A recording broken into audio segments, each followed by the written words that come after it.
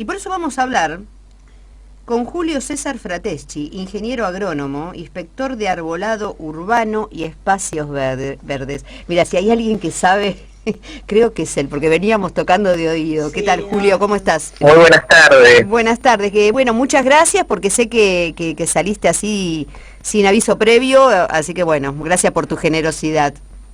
Bueno, estás trabajando en el gobierno de la ciudad, sos inspector de arbolado urbano y espacios verdes, ingeniero agrónomo. Julio, contame un poco, ¿es una tarea, cómo es la tarea de inspeccionar los árboles?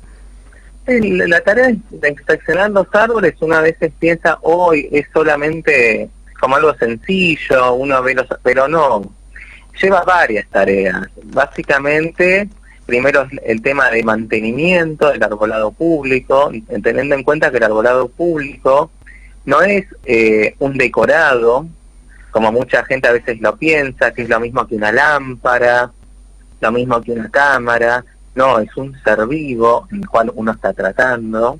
Claro. Y uno en las tareas de inspección del arbolado público, uno toma en cuenta todas las tareas de poda, de extracción, de plantación de nuevas especies en la ciudad de Buenos Aires. Uno también mira el cuidado de los espacios verdes, que son tan necesarios cada vez más. Y todo manejado, haciendo cumplir la ley 3263 de arbolado público de la ciudad de Buenos Aires. Ajá. Que dice cuántos árboles tiene que haber, digamos, ¿tiene que ver con la cantidad, aparte con la calidad o con la variedad? Uno tiene que mirar esos 3 puntos básicamente a la hora de trabajar como inspector de arbolado público. El tema, por ejemplo, cuando hacemos plantaciones, mirar bien dónde se planta, qué se planta y después ver el material con el cual las empresas te proveen para poder plantar. Uh-huh. ¿Y qué, hablando del gobierno de la ciudad, qué variedad es la más resistente a la contaminación ambiental, ¿no? Que hay, porque viste, en las grandes ciudades, no solamente en la ciudad de Buenos Aires, hay mucha contaminación. Sí, una de las mejores, aunque vos no lo puedas creer, incluso es la gran enemiga de mucha gente, ya creo que te estás perfilando un poco, es el plátano. El plátano es una de las especies que son más resistentes a la contaminación. Incluso si uno va, yo no he tenido la oportunidad, pero por el tema de la pandemia, de ir a Europa, pero se me suspendió todo. Que hay como París, Londres, incluso hasta incluso en ciudades de China, hay ejemplares de plátanos plantados por doquier, por el tema que son muy buenos ante la contaminación. Muy resistentes, digamos. Muy resistentes, sí. Y después sabemos que tenemos el problema en primavera cuando cae la pelusa y mucha gente le hace medio mal. Y eso decíamos recién acá, porque les contaba acá, antes que vos salieras al aire, viste que uno tiene que hacer un poquito de estirar un poco hasta que vos salieras, un poco de chicle se llama. Yo contaba que había plantado un árbol de tilo en la puerta de mi casa después de mucho tiempo sin saber qué plantar, viste. Era como que había hecho una investigación y que alguien me dijo que no hay ningún árbol perfecto. Sí, efectivamente, no hay árboles perfectos, como tampoco hay seres humanos perfectos, la verdad. No podemos exigir la perfección, como me acuerdo una canción de Shakira, que decía, no podemos pedirle lo eterno a un simple mortal, lo mismo, no podemos pedir lo perfecto a lo imperfecto. O sea, no hay especies perfectas, sino lo que hay, cada una tiene sus beneficios y sus contras. Por ejemplo, el tilo, que vos mencionabas, es una especie que es muy linda, que tiene muy buena sombra, incluso el aroma que emiten los tilos es algo maravilloso. ¿Las flores o el tilo en sí mismo? Las flores que mi tilo no está dando flores, ese es el problema que tengo. Y es medio complicado, la verdad, pero cuando está en flores, bellísimo, incluso las flores se pueden consumir, incluso en forma de té, y es mucho más sano que tomarse el té de un saquito. Claro. Y el tilo como contra tiene el tema de las raíces. El tema de las raíces, el tilo levanta mucho vereda. Sí, lo he visto en mi vereda. Lo estoy sufriendo. Y muchas veces tiene esos brotecitos que salen de la base, Sí, también. que se llaman chupones, Claro. y se pueden podar tranquilamente vos en tu casa. ¿Dónde vivís? ¿En provincia o en capital? En provincia, en zona urbana, digamos, pero no, no gran ciudad, digamos, ¿no? Sí, que esos de abajo los podés podar. Sí. El tema, por ejemplo, del poda de copa, te tenés que fijar bien en la reglamentación que exista en tu ciudad, Claro, ajá. para ver si estás autorizada o no a intervenir el ejemplar. Claro, el tema de los cables, viste que también tiene mucho que ver, digamos, la especie es un ser vivo, pero cuando empieza a tocar los cables puede ocasionar algún problema. ¿Eso ustedes tienen denuncias de eso y tienen que ir a inspeccionar a ver si es verdad y aprobar o desaprobar la poda o lo que sea que haya pasado? Sí, así en general, así te comento cómo trabaja más o menos el gobierno de la Sí. Ciudad de Buenos Aires. Existen distintos canales de comunicación en el cual uno puede reclamar sobre algún problema con arbolado. Si hay, por ejemplo, si tenés acá oyentes de Capital Federal, existe la línea 147, Ajá. existe también Buenos Aires Solicitudes, que lo pueden hacer por vía de internet, que incluso es mucho más fácil y conveniente, donde uno puede poner fotos. Y suelen entrar distintos tipos de reclamos. Un reclamo bastante común es el tema del cableado. Claro. El cableado es un tema, la verdad, que en la Ciudad de Buenos Aires que es muy problemático, porque cada vez hay más cables. El tema también de que las empresas proveedoras de servicio, cuando un usuario se va de ese servicio, no Sí. sacan el cable, Claro. se sigue adicionando a toda esa red. Y hay muchas veces las mismas empresas no hacen cuidado del ejemplar del ejemplar arbóreo, porque uno ve que a veces enroscan los cables en el mismo árbol. Claro, claro. Y es un tema muy complicado.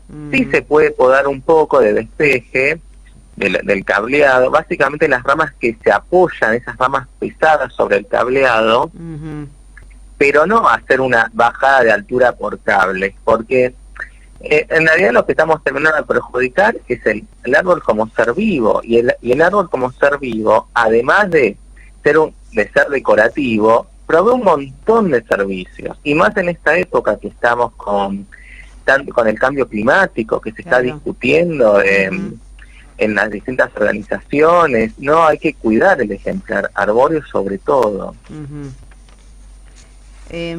Hablando de eso, porque justamente cuando sacaste el tema, ¿no? El tema de que los tallos, a ver si esto me lo puedes aclarar vos mejor, ¿no? Los tallos más gruesos están hechos principalmente de carbono, es decir, que en los bosques mixtos cada especie accede a diferentes fuentes de nutrientes de las demás, lo que genera mayores rendimientos en general. Tiene que ver con los bosques estos, ¿no? ¿Sabés por qué? Porque es el Día Mundial de la Evolución. Y lo que, digamos, yo lo uní con esta charla en relación a que Darwin, en el libro El origen de las especies, hizo como una, digamos, predicción, ¿no? El científico Charles Darwin. Dijo esto que parece una tontería, pero que no se estaba haciendo, no sé cómo explicarlo, capaz que vos me lo explicás mejor, que una mezcla de especies plantadas juntas pueden crecer con más fuerza que las especies plantadas individualmente. Sí, eso, sí, eso es cierto. Uno observa que en el mismo suelo, uno hace, por ejemplo, un corte transversal, por ejemplo, si fuera como una torta, sí, de un bosque, haces un corte transversal y vos ves que en la tierra no es como algo inerte, sino que hay un montón de microorganismos que van y colaboran con las especies. Y vos ves que en muchos casos, cuando haces unos cortes, ves que, por ejemplo, en el caso de árboles, las raíces de los árboles van interactuando entre ellas, se van enviando nutrientes, agua. Es como una cosa impresionante. Uno dice, no, como todo es estático. No, en el suelo uno ve y hay una cantidad de relaciones entre organismos que ayudan a la supervivencia de un bosque o de cualquier ecosistema, y la verdad que es impresionante, por medio, por ejemplo, de IFA. Por ejemplo, en el suelo hay muchos hongos, pero no el hongo, uno piensa el de sombrerito, que uno está habituado, el champiñón. No, ese no. Sino hongos de distintas formas que a veces uno no piensa, a menos que uno se ponga a estudiar. Hay ramas enteras como la micología que se dedican a eso, y la verdad es impresionante hasta incluso cómo colaboran las especies. Pero también hay algo que Darwin medio que yo no lo comparto. A ver. Hay especies que son malas con otras, son mirá. muy malas.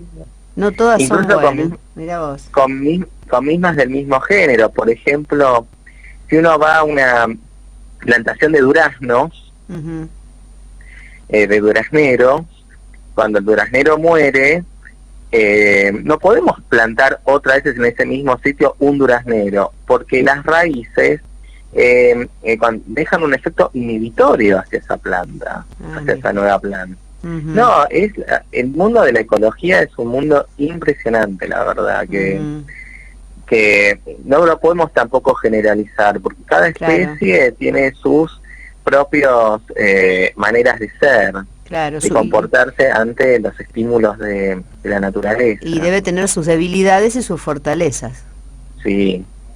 Por ejemplo, que te estaba escuchando al principio.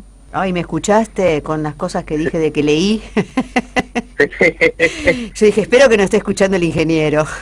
No, está bien. Sí, uno está también para un poco para desenterrar estos mitos, porque en la arboricultura está lleno de mitos. La verdad que mucho se ha llevado porque se aplicaron prácticas de la fruticultura en la arboricultura, y eso viene mucho de las culturas mediterráneas, de las culturas de Italia, de España. Capaz alguno de los oyentes que haya tenido la oportunidad de ir a Italia, España, va a ver que como ellos lo podan como si fuera un frutal. Mientras que la cultura de arboricultura, más que nada de Inglaterra, de Francia, ante todo Francia, que uno ve que Francia a los árboles hasta le ponen unas formas que son rarísimas. Sí, lo he visto por internet, eso, sí. Como en la Champs-Élysées, en todas esas avenidas importantes de París. Es una poda como que respeta un poco más la forma natural del árbol. Y me fui un poco de las ramas. Cuanto a tutilo... Bueno, viene bien. Si te fuiste por las ramas, estás bien ubicado en el contexto del tema. En cuanto a tutilo, que preguntabas, me acuerdo al principio, ¿por qué crecen mejor en alguna zona o en otra? Es porque depende de las condiciones naturales. El árbol en la ciudad de Buenos Aires, como en cualquier otra ciudad con tanta concentración de edificios, de árboles, está en condiciones bastante desfavorables, porque tiene menos luz, porque se la tapan los edificios, que cada vez hay más en la ciudad de Buenos Aires, edificios altos. Crece en un espacio de tierra reducido, porque una cosa es crecer en un campo donde las raíces pueden explorar libremente, y en cambio acá no lo podés hacer, el árbol no lo puede hacer. Después, la contaminación que hay presente. O sea, en una zona, por ejemplo, más apartada, el aire está más limpio. Además, los suelos donde crece el árbol suelen presentar contaminación. Esos suelos, en edafología, que es la ciencia que estudia los suelos, se los llaman tecnosuelos. Y que tienen tecnosuelos porque tienen una gran influencia del hombre, porque suelen presentar materiales pesados, incluso cuando los encargados de edificios cuando limpian van y tiran lavandina, eso afecta sobre las raíces. Si uno, por ejemplo, ha tirado sin querer lavandina en una planta, medio dormido, agua con lavandina, la lavandina te mata a las plantas chiquitas, por ejemplo, y esto también debe afectar sobre las raíces.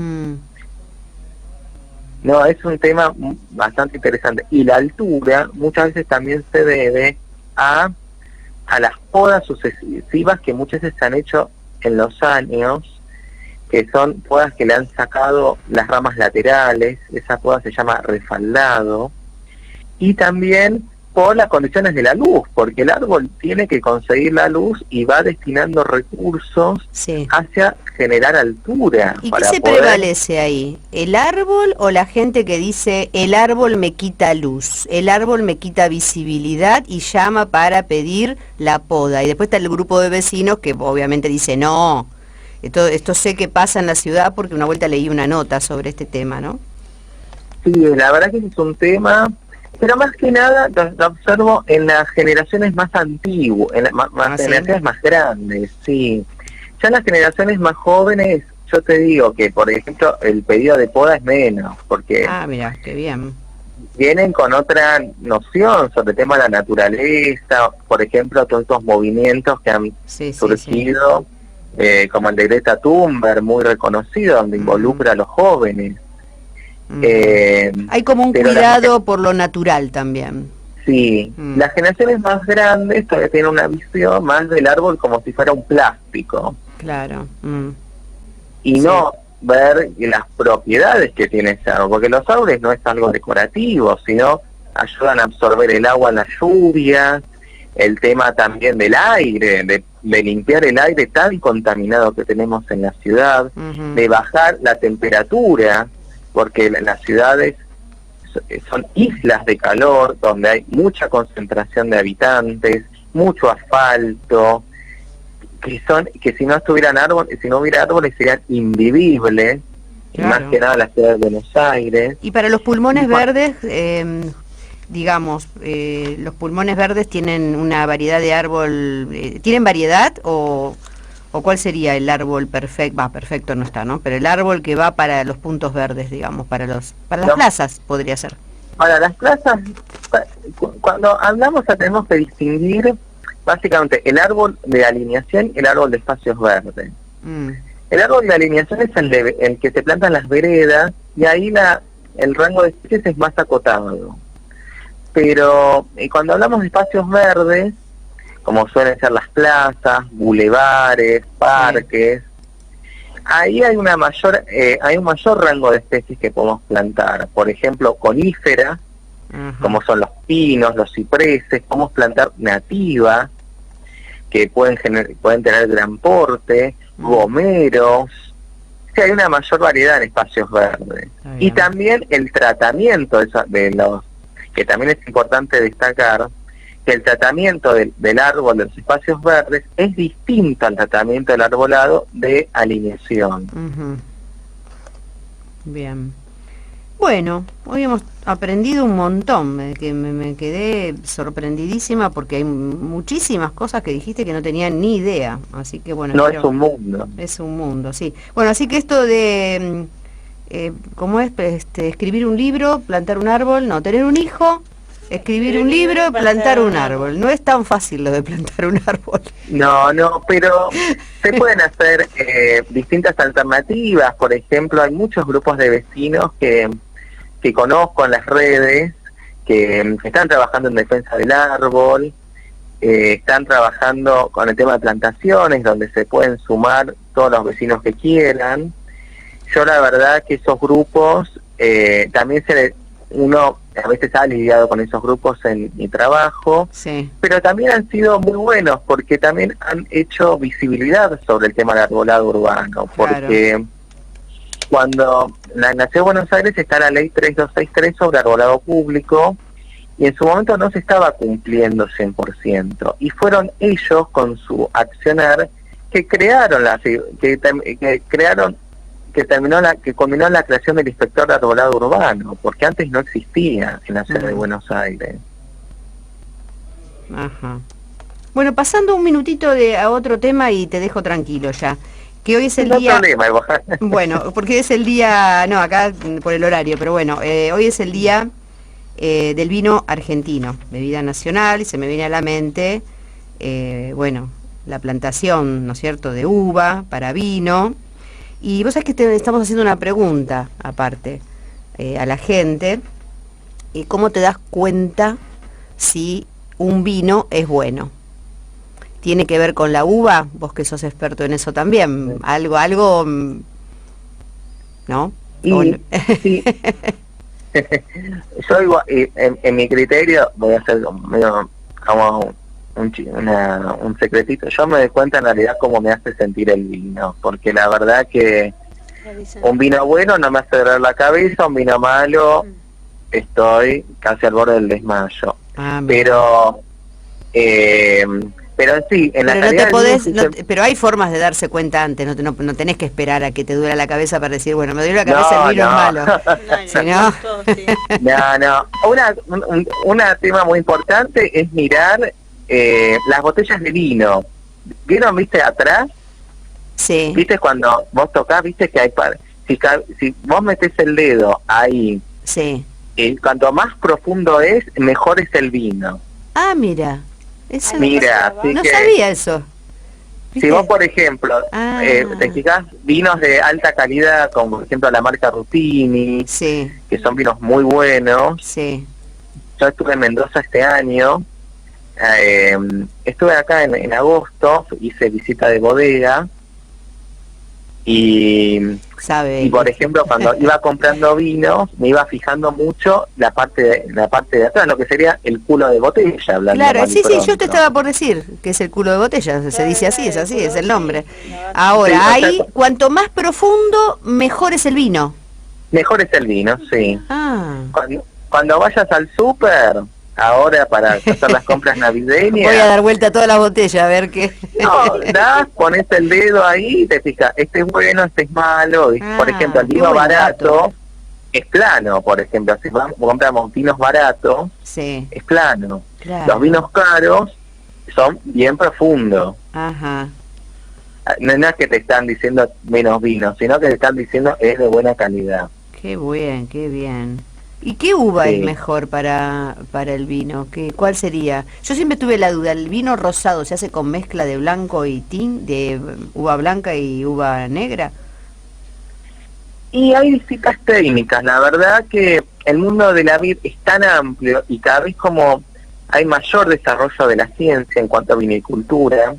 Imagínate que incluso hay una rama de la vitivinicultura que se llama ampelografía, que se dedica solamente a clasificar las vides. Mira vos. Que en base a las hojas. Y en cuanto a las cepas, hay muchísimas, y hay muchísimas técnicas a la hora de obtener un vino rosado, un vino blanco, un vino tinto, que ya es difícil hablar de de generalidades, porque hay tanta variedad y cada vez se está innovando más, incluso en los lugares donde se produce el vino, que uno tradicionalmente lo ubicaba en Cuyo, la producción, todo lo que era Mendoza, San Juan. La zona esa. Pero ahora, cuando estuve este verano en Chubut, en la zona de Trevelin, no sé si conocen, que es al sur cerca de la zona de Esquel, del Parque Nacional Los Alerces, represa de Futaleufú, ahí también se está produciendo vino. Es la zona más austral de Argentina de producción de vino. Incluso se está produciendo los vinos del norte, de Cachi, Cafayate, que son vinos que incluso de una gran calidad, porque son producidos a una altura mucho mayor que en Mendoza. Y por algo, bueno, yo había leído que Argentina tiene 5 de los mejores viñedos del mundo. No sé si será cierto, pero bueno, lo leí en una nota. Duda. Hay mucha inversión en cuanto a producción vitivinícola en el país, incluso hay celebridades del mundo que tienen producciones de vino acá en Argentina.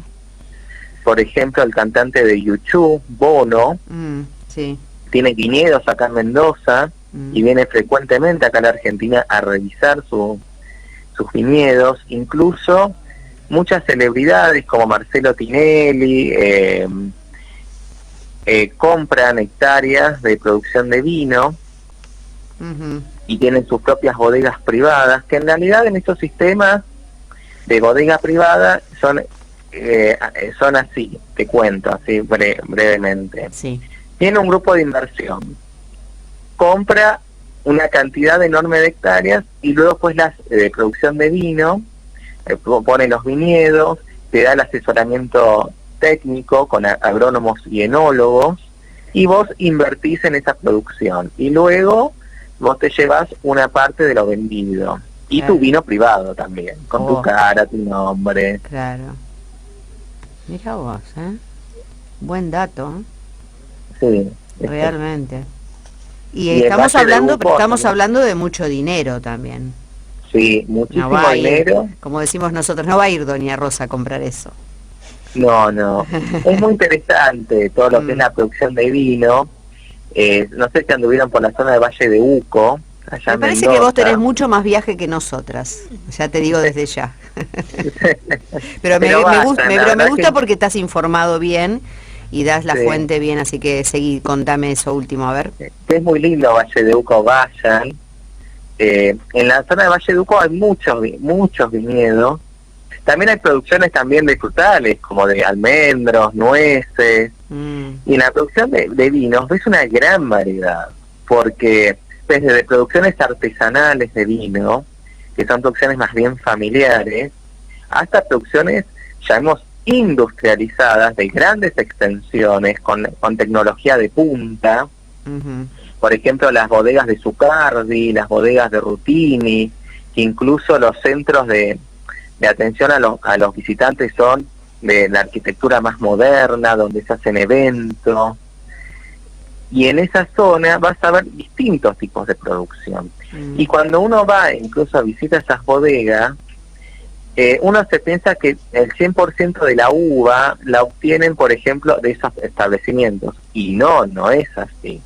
Esas bodegas le van comprando también a productores familiares de vino, porque esos productores familiares de vino muchas veces no pueden elaborar el vino, no tienen las condiciones económicas para poder para crear sus vinos, claro. Y entonces le venden su producción a estas empresas grandes. Claro, no tienen toda la instrumentación que requieren, ¿no es cierto?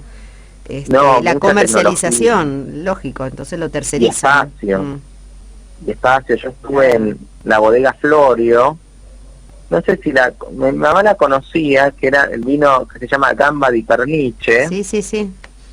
Sí, lo conozco. Dicen que es muy rico, la verdad, que se la visita a la bodega. Es famoso, es famoso ese vino. Es muy buena esa bodega, les recomiendo que vayan, si tienen la oportunidad de ir a Mendoza. No, ya estoy anotando todos los lugares que dijiste que vayamos. Ya te necesito más o menos 5 años y que no haya ninguna pandemia, obvio. No. hay paquetes económicos también para ir a Mendoza. Sí, pero después te agarra la pandemia y te quedas allá, ¿viste? Como le pasó a muchos, no pueden volver desde ningún lado. ¿Sabés qué pasó? Ahí te cuento. En la producción de vinos, yo además de mi trabajo como inspector de arbolado urbano, soy docente en la Universidad de Buenos Aires. Ah, mira, qué bien. ¿Qué materia das, Julio? Extensión y sociología rurales. Ah, claro.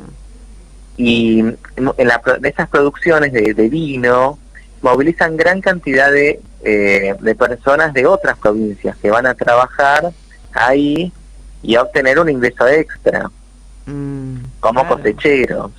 Este año, el año pasado, cuando fue el inicio de la pandemia, que se empezó a cerrar todo, quedó mucha gente varada bastante tiempo ahí en Mendoza, y que necesitaban volver a sus lugares originales, y se les estaba acabando el dinero que habían ganado, porque gente va...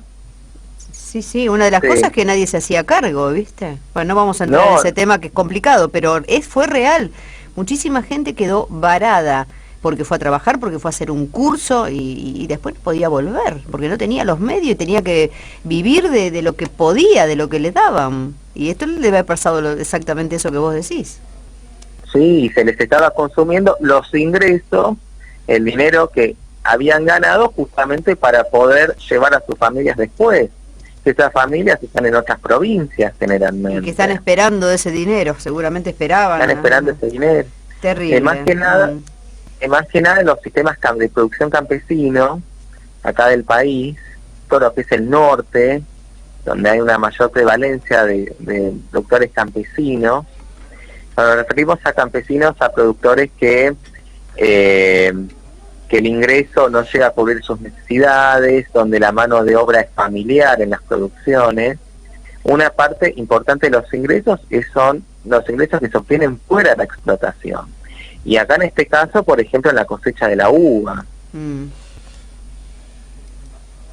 Bien, Julio. Sí. Vamos a tener que cerrar ya la charla, me parece. Está muy interesante, pero la vamos a seguir porque he aprendido un montón y creo que los que han escuchado también. Supongo yo que uno va aprendiendo de todo esto, ¿no? Dijiste tantas cosas, no, pero aparte dijiste tantas cosas interesantes que va a dar para seguirla. Sí, no hay problema. Bueno, bárbaro, Julio. Después me quedé, porque yo me voy anotando, ¿viste? Yo soy así, ¿viste? Soy docente también, entonces me voy anotando cosas, ¿no? Después hablaste de los hongos comestibles. En otro momento te voy a llamar por ese tema. Ah, sí, hice mi tesis de grado en hongos comestibles. Ah, bueno, entonces con la persona perfecta, porque tenemos una discusión con una pareja amiga que ellos en la costa tienen una casita, bueno, y ahí agarran los hongos que van saliendo, los lavan y se los comen, ¿no? Entonces nosotros le decimos, pero ¿estás seguro de que no son chequeados? Venenosos, ¿está chequeado esto? Hasta varios emperadores romanos se han muerto por hongos venenosos. Por eso la historia, como yo soy de leer mucho, sabía eso, que la historia, pero no solamente los emperadores romanos, sino que hasta hace poco hay gente que ha comido esas cosas y que no le ha ido muy bien. Entonces, no hay que tener un gran conocimiento sobre el conocimiento de hongos, porque muchos son muy parecidos y uno la puede pisear. Pero esta pareja amiga se ve que sabe, porque todavía están vivos. O han tenido suerte. No, lo saben ya, es como que, bueno, mi amiga me dice, no, vos tenés que hacer esto, lo otro, mirar acá, mirar allá. Tienen técnicas como que más o menos conocen del tema, entonces. Y no sé, qué sé yo. Pues si ya hace rato que comen. Yo le voy a preguntar a Julio en otro momento, que él hizo una tesis, mira, nos va a ilustrar para saber cómo. Una tesis sobre productores de hongos acá en la región de Buenos Aires. Ah, buenísimo. Está cerquita, es muy interesante la verdad, es un mundo que podés hablar mucho y para otro momento, sí. Sí, bueno, lo vamos a agendar acá, te vamos a tener de referente. Tenemos una referente, se llama Mariana, que está en Entre Ríos, que también vive en el campo y tiene su cosecha y vive de eso, pero bueno, es de otro sector totalmente diferente por ahí al tuyo, ¿no? Pero bueno, hoy hemos aprendido muchísimo, más que nada de los árboles y del cuidado y de todo lo que es un ser vivo. Julio, te agradezco mucho todo tu tiempo. Muchísimas gracias también a ustedes, me encantó haber participado en tu programa, es la primera vez que salgo en radio. Ay, pero parece que yo te estaba por preguntar si ya saliste muchas veces, porque tenés una facilidad que ya te digo que nosotros vamos a aprovechar eso. Así que, porque bueno, explicás muy bien, bueno, sos profesor, sos docente, tenés mucha didáctica, y eso es importante en radio, porque vos pensás que la gente lo que hace es escucharte. Y la voz es el elemento esencial, aparte hablas bien, tenés buena dicción, se te entiende, todo influye en este medio radiofónico tan hermoso. Para mí, no sé, para mí es hermoso. Sí, es hermoso, la verdad que me gusta escuchar la radio, es una gran compañera. Sí. Bueno, Julio, te mando un abrazo grande y muchas gracias por haber estado en Saludo. PAM. Muchas gracias. Hasta Adiós, luego. Chao. Bueno, hablamos con el ingeniero agrónomo Julio César Frateschi, ¿no? Que aparte es inspector de arbolado urbano y espacios verdes en el gobierno de la ciudad.